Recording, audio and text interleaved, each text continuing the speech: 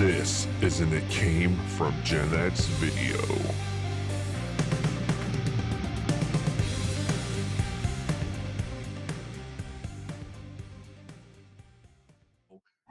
The Philadelphia Eagles will face the Kansas City Chiefs in the Super Bowl in a couple of weeks. And I wanted to talk not so much about the games, guys, but the Super Bowl coming up. We got a lot of history going on here. First of all, the Kelsey Bowl. First time that you will have two brothers facing off on opposing teams, one on offense, one on defense, the Kelsey brothers. So this is kind of exciting. And also, for the first time in the history of the NFL, both quarterbacks for both teams are black. And I had a good talk with my son about this today, just giving some history to him, and he really learned to appreciate it. Because this is something big for me. This is a milestone because I had to grow up listening to the stigma on the black quarterback, and there were coaches who were recorded saying the black man isn't intelligent enough to play quarterback. They were caught making comments like that, and to see where we are now, Kyler Murray, you got two in Baltimore, Malik Jones. I mean, just a whole host of black quarterbacks coming up in the NFL, and it's nice to see. I love to see the fact we got a white running back in Christian McCaffrey. Remember, the white men can't jump, can't run. So we're seeing all these stereotypes be shattered on both sides, and I love it.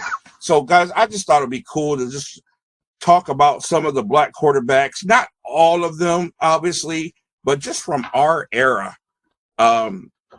I'm going to throw some names out, see if you guys remember some of these people. Obviously, it goes back a lot further than before we could ever remember anything about football. There were a few no names, but I thought it would be great just to talk about some of the ones. Well, the first one that comes to mind that was prevalent was Warren Moon. Okay, so let's go back a little bit before that. Yeah, I remember. That's him, Vince Evans. You remember Vince Evans? Yeah, I remember for the good Bears. job, Fish. I remember collecting the sticker books and the Vince Evans stickers. I remember back then for the Bears. Yeah, yeah, I remember him. He was serviceable. Didn't do too much, but I definitely remember him back in the late 70s, early 80s. Yeah, early 80s. Yep, early 80s. Vince Evans, and of course the great Randall Cunningham, who did some incredible things. He was like one of the first athlete quarterbacks that we've ever seen. He was amazing. Should have won a Super Bowl. He had some very close calls. Of course, when he got with Randy Moss and Carter, he had a great opportunity and he fell short. Yeah. He was really amazing. But, of course, the one that made history, and I'll never forget, was when Doug Williams came in off the bench to lift the Washington Redskins at the time up in the Super Bowl. It was just an amazing, amazing feat. I think it helped his career. He went on to, coach and things like that. But the great Doug Williams, you remember seeing him play, Skinner? Yeah, I do remember now that you bring that name up. Yeah, he was something else. Yeah, he was. He came out of Grambling too, and played for Eddie Robinson in college. Yeah, that's exactly where he went to school. It's probably the one and only that's come out as far as a quarterback's concerned that I remember. Then he went back to coach there too for a while. Yeah. Okay, Fish, I'm throw this name at you. Now, Fish mentioned Warren Moon. Warren Moon, probably the most underrated quarterback in history, because Warren Moon had a whole full career. Way before he came to the NFL, and he set some amazing records there. And then, of course, he came to the NFL, and man, the Houston Oilers before they became the Tennessee Titans, he was just amazing there. So, Houston Oilers hat tonight, Keith. Okay, there you go, Houston Oilers. Wow, Good call. Any members on Warren Moon there, Fish? Yeah, I remember just an amazing talent. I mean, he had some Houston had some really good teams there for a while in the late 80s, early 90s. He had some tough losses. Man, that poor guy. Houston was a team I Real tough. always kind of liked as a kid, with Earl Campbell and all that. Yeah. So maybe kind of get this old retro Houston Oilers hat that I'm wearing now. They were kind of unorthodox, kind of roughneck. Yeah. So, obviously they lost the Buffalo Bills playoff game. They come back against them and all that. So they had some tough losses, but he was definitely a big time talent in our early 20s for sure. Yeah, when he was on the Houston Oilers, they had this persona like the Raiders once had when they had John Madden. It starts with the head coach. You got to have a characteristic head coach. They had the awesome Bum Phillips. You had that running game, and of course, they were considered the hardest hitting team in the NFL. They called their stadium the House of Pain, and man, they used to light people up. They'd get arrested for those hits today. So big ups to him. Another quarterback, I can't stand this guy. I think he was completely overrated, and I can't even stand his wife because every time she gets a camera in her face, she loves to bring up that her husband was an NFL quarterback and he wasn't crap. But Rodney Peete, I thought was just completely overrated, man. You remember Rodney Peete, Skinner? Yeah, and I know his wife from she's a TV actress, and Holly Robinson Peete. Yeah, Holly Robinson, annoying. and even in her shows, she has to make reference to Rodney Peete. Always, every show she's on. It could be a comedy bring show that she's in, and they're talking something serious, and she's like talking about her husband. No, I mean he was overrated. I think he got his fame because the team was successful despite him and his talents. I guess best way to put it, but. Yeah, I'm with you. He was not one of my favorites, that's for sure. Yeah. Now, we've had a lot fish that have come out of college who were amazing college quarterbacks and have found out that the NFL game was completely different. And I blame a lot of this on the coaching. The coaches found out they were incredible athletes, so they let them run the ball a lot. And, of course, you can do that in college and win. But they didn't help them none by not teaching them how to be a pocket passer. They didn't prepare them for the NFL. And, of course, they got to the NFL, and it just didn't last. Do you remember the great Andre Ware? Yeah. Came out of, I believe, Florida State, if I'm not mistaken. His career lasted 3 years in the NFL. Any thoughts on him, Fish? I just remember the name. I remember him. I was he Atlanta? I don't remember now. I don't know where he played, but sure, that's okay. I do remember the name, though. I don't remember that much about him. Yeah, very short-lived career, and he was such a college star. Of course, we had Jeff Blake, had some success. He played for about 10 teams throughout his career. And then, of course, I think the guy who really set the benchmark, Steve McNair, who unfortunately took his life some years ago. But he had a heck of a career with the Tennessee Titans, then started with the Houston Oilers. He was backing up. A backup, then he got a starting job and became a star. He also went to the Super Bowl, lost to the Los Angeles Rams, couple yards or the away St. from a Louis championship. Rams. Yep. He was a couple yards away. From winning it. It would have been a great victory. Of course, there was a great story on the other side with the Rams, but he was just a tough, rugged quarterback. Any thoughts on him, Fish? Yeah, like I said, he was great. He seemed to have a good demeanor and the whole thing. So, yeah, that was one of the best Super Bowls in general that I ever watched. It was a very exciting Super Bowl at that time. Yeah. We needed that one. Now I'm going to really talk to Skinner on this one because I know he can't wait to talk about the Pittsburgh Steelers. One of the first hybrid quarterbacks. I was going to interject real quick. You're talking about the college quarterbacks. Look at all the Ohio State quarterbacks over the years that did wonders. They played great at Ohio State, but never surfaced in the NFL until Terrell Pryor just did. Right. Dwayne Haskins. I'm sorry. Dwayne Haskins. Yes. Yep.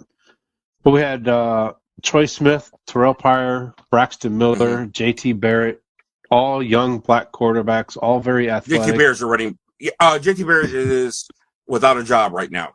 Justin Fields for the Bears now? Yes, now Steelers picked him up. Justin Fields is the one and only in the last 15 or 20 years that's had any success in their first 2 years of the NFL. I think we're going to have two. We're going to have Justin Fields and C.J. Stroud's going to go probably in the top 5. Yeah, he's going to go high, and I think he'll have success. That kid is so intelligent and so athletic. I mean, a pocket quarterback. He's perfect for the And NFL. I think he's going to have a chip on his shoulder because of what happened in college as well. Because he was already angry. He was thinking about staying another year. So I think he's going to have success too. So, but yeah, I didn't mean to interject, but yeah, just look at the last 15 years of Ohio State quarterbacks. All black kids, all very good, all very skilled, and until Justin Fields, none of them made it in the NFL. Right. And now you mentioned Stroud being a pocket passer. And of course, CJ Field was known for his legs. And we've seen a lot of success happen with the running quarterback. First, it became a fad years ago. Then it was like, no, you're going to get hurt. They don't last. And now we're back to that again. Everybody wants these running quarterbacks. You got Kyler Murray. You got Jackson over in Baltimore. Mahomes. And now we got a lot more coming up. But this all got started back in 1995 when Cordell Stewart became like the first hybrid quarterback, so much that they gave him the nickname Slash. He was punt returner. He was quarterback. He could run the ball. And he had some success with Pittsburgh. He had a great college career, Colorado, and he almost got it done. They did get to the playoffs with Cordell Stewart, but his career didn't go the way he wanted to. You remember Cordell Stewart, Skinner? I do, especially the pictures of him in tutus with the black and gold. I remember him very well. You had to come up with something. You couldn't just answer the question. You had to be a jerk about it. You think, yeah, but I'm telling you, when you think of Cordell Stewart, there's that meme that was out there for years with him in the tutu. But you're right, well, Cordell Stewart. We'll leave that alone. We're talking football here, not personal life. Truthfully, he was very athletic. He had a great college career, and he had some success in at Pittsburgh, but unfortunately, he was very fragile. And being a running quarterback, you cannot be fragile, especially in the NFL, because you're going to pay for it, and that's what happened to him, unfortunately. Okay. And one of my favorite backup quarterbacks who happens to be black, he had great success, and I liked him a lot until he hit on my ex-wife. I met him a couple times. That was Charlie Batch, who played for the Pittsburgh Steelers for quite a while, had a great career. Yeah, he hit on Mary Ann big time. Jerk. Oh, that guy was a joke. Sorry. Yeah, he was he was good. He was really good. He was probably, at the time, he was the best backup in the NFL. Should have been a starter. We held on him a lot longer than we were supposed to be. He had a great record. Donovan McNabb had success with the Eagles, took them to a Super Bowl. I remember when the Eagles drafted him, they booed him terribly. And he took them to 5 NFC championships in a row. He did. So, yeah. Achilles Smith, busted career. But one of my favorites, I just love to see him throw the deep ball. I wish he'd have done more. Dante Culpepper, one of the biggest quarterbacks we ever saw. Fish, remember him? Yeah. I do, yeah. Minnesota for many years. Yes. He took over for Randall Cunningham. He had Carter and Moss too, and they did a lot of great things. Aaron Brooks played for the Saints for a while. He was decent. And we had Sean King with the Buccaneers. Big success there. And Spurgeon Wynn. Spurgeon Wynn is somebody near and dear to my heart because I got to play basketball with Spurgeon Wynn for a few years when he was an assistant coach at the University of Akron, and I played basketball twice a week with the staff. And this guy was something else, man. I never seen anybody move so fast in all my days. But he's a super, super nice guy. Of course, there was T. Martin, Darius Jackson, Quincy Carter, and, of course, the great Michael Vick, who changed the game. Nobody had ever seen such quickness and such speed, and he had a cannon. He wasn't the most accurate quarterback in the beginning of his year, but when he came out of prison, his career was reborn with Andy Reid, and he was the most deadly weapon in the NFL. A lot of people hate him. There's a lot of animal lovers because of what he did. My feelings are this: the man paid the price. I believe he's sorry. He's learned his lesson. You got to move on. You got to learn to forgive. But he had a great year. And, of course, the great Byron Leftwich. Byron Leftwich made his bones playing in the MAC conference. He tore his leg up in a game against the University of Akron. And trying to win the game, his lineman had to pick him up and carry him downfield every completed pass. And he won that game. And, of course, that got him a first-round draft pick. He had a great career. He ended up being a backup for the Steelers, and he has now won a Super Bowl, being the offensive coordinator for the Tampa Bay Buccaneers with Tom Brady. So his career is good. He's looking at some head coaching chances, and Seneca Wallace. So there's a lot more we could name, but it's just really great to talk about the stigma being lifted off of all athletes, white and black. You can do whatever you put your mind to, and to see such great success happening for these young men. So that's it on sports. Any final thoughts on that, Skinner? You've said it very well. It doesn't matter what color of skin you are. If you've got the skill and you've got the intelligence to play a position, no matter if it's football, baseball, hockey, it doesn't matter. If you've got the talent, Absolutely. You've got the skill, and you've got the mental capacity, it doesn't matter what the color of your skin is. Strive to be the best that you are.